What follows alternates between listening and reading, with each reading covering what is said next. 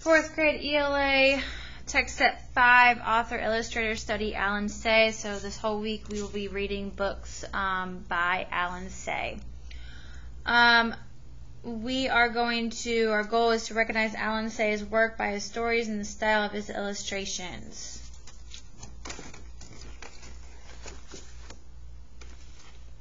So obviously I said that we're starting a new text set of books written and illustrated by Alan Say. Alan Say was born in Japan and spent part of his childhood there. He moved to the United States when he was a teenager. The first book we'll read is called The Bicycle Man. The setting is Japan shortly after the end of World War II. Japan and the United States were on different sides in the war, and after Japan was defeated, U.S. soldiers stayed in Japan for a while. The story is about the time and history. What do you notice about the boy on the cover? Let's read to find out why he's wearing that red and white headband.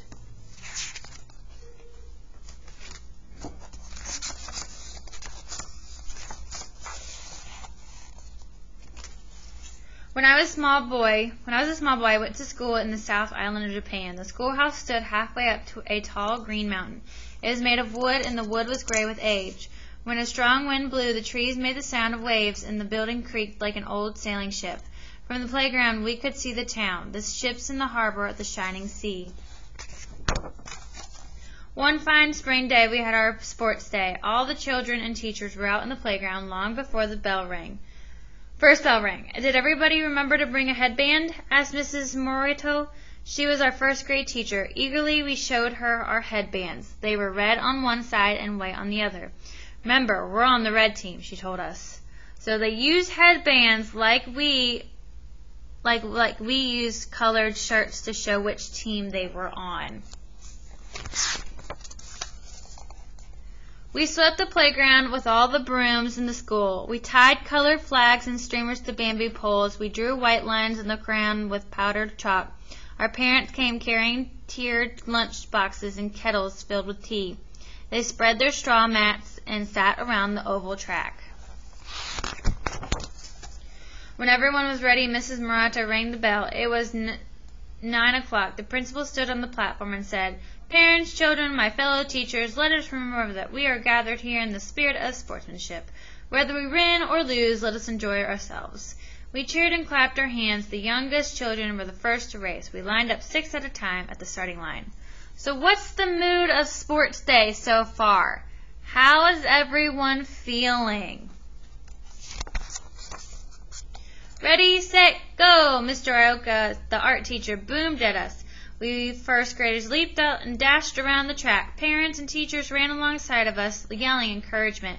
The older children waved flags and headbands and shouted at the top of their lungs until the mountain echoed the noise like rumbling thunder. The winners went up to the judges' table and received prizes from the principal. The prizes were wrapped in white paper and tied with gold threads. Inside there were oranges and rice cakes and pencils.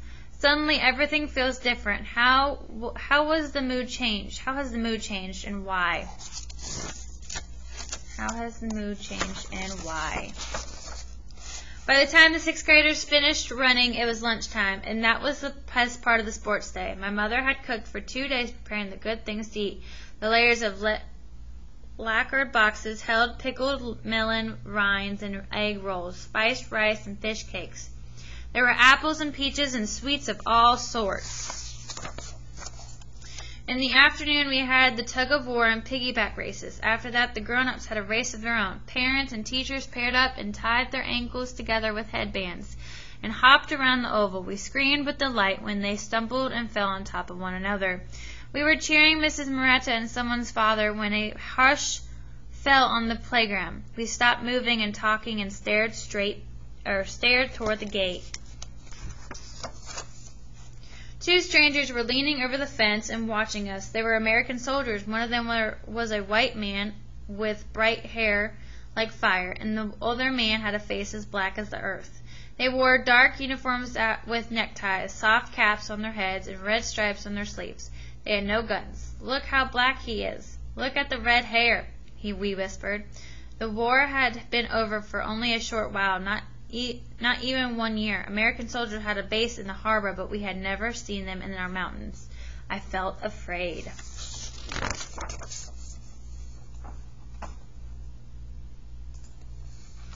The foreigner smiled and waved at us when the black man cleared the fence and came toward us. We all drew back and stared. He was the tallest man I had ever seen, and his clothes, such sharp creases, and his shoes shone like polished metal. The soldier walked in huge strides toward the school entrance, where the principal's bicycle stood. He pointed the bicycle and turned to the judge's table. The principal stood up slowly. "He wants the bicycle," someone said. "Maybe he doesn't know what it is." "No, he wants to ride it." The principal walked up to the American and bowed. He looked like a small boy greeting a giant. The tall man gave a deep bow, almost bumping heads with the principal. We started to giggle. We watched them talk to each other with their hands. The principal pointed at the bicycle, then at the man, and nodded. "Yes, you are welcome to ride my bicycle," he seemed to say. The soldier put the palms of his hands together and smiled. So what do you think the soldiers are planning to do? Why do they want the bicycle? The man took the bicycle by the handlebar, kicked up the stand, and rolled it out to the center of the playground. He motioned to us to make room and then called his friend. The other American was nearly as tall as the black man. He took off his cap and saluted us with a big bow. We giggled and bowed back. The strangers spoke to each other and nodded. The black man took off his jacket and handed it to the white man. Then he hoisted a long leg over the bicycle and began to pedal around and around in a widening circle. His friend waved the jacket like a flag and cheered him to go faster. Suddenly the rider yanked on the handlebar and lifted the front wheel off the ground. "Oh, look," we stirred. "How can he ride like that? What an athlete," said the art teacher. The red-haired man was the ringmaster. He ran alongside of the bicycle and shouted encouragement. The rider went around and around with only one wheel, zigzagging this way and that. We were amazed. Then he rode backwards. He sat on the bicycle with his body turned around. He had to twist his neck to see where he was going. He worked his long arms and legs like a huge dancing spider. We howled with wonder. The man rode backwards and forwards, twirling the front wheel like a spinning kaleidoscope. We shouted something to the ringmaster, who grasped the carrier and began to push as fast as he could. Then he let go. The bicycle shot forward with great speed. The rider stood up on the pedals and, leaning on the handlebar, put both his feet up on the carrier. He was in the air. His cap flew off and his necktie fluttered in the wind. He seemed to be flying free, cruising like an enormous dragonfly. "Oh, oh!" we exclaimed and gasped in turn. When the bicycle finally came to a stop, the playground roared with wild clapping of hands and shouting. The rider panted heavily and laughing. The ringmaster rushed up to him and laughed and lifted him into a bear hug. We mobbed around them, jumping and yelling. The principal struggled through the crowd, and the black man reached out to him. They gripped each other's arms like old friends.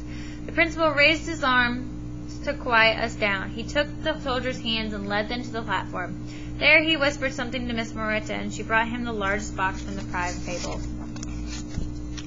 The principal stood on the platform and held out the box to the Americans. He stood like the emperor awarding a great champion. The bicycle rider received the gift with both hands and lifted it high above his head.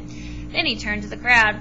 "So the principal gave the soldier the biggest prize. Why do you think he did that? How does everybody feel about it?"